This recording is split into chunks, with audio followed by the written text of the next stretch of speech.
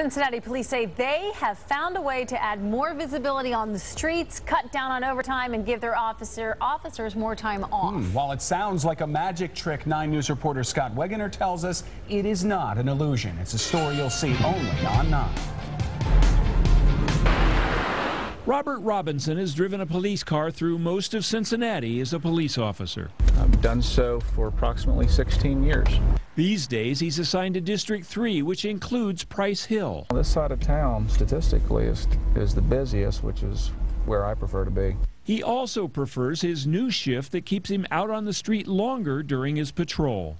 It's been a very, very good experience. District 3 has been experimenting with 4 10-hour days instead of averaging 5 days of 8 hours. We now have, from what I understand, 50+ more off days a year.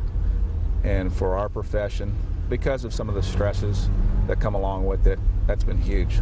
Time off isn't the only benefit. We're seeing a reduced number of requests for overtime. That's because the 10-hour shifts overlap. Before, an officer might have to be on overtime during a run while his relief was going through roll call. So there might be fewer working on any given shift, but the overlapping allows for more visibility, more officers in the field at a given time. When the sun sets, the power shift begins.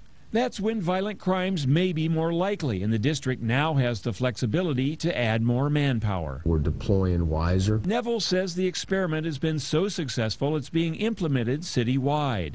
Officer Robinson says the program makes him more effective on his job and at home. My wife and the kids enjoy seeing Daddy a little bit more often, and I can't say enough about that. Scott Wegener, 9 News.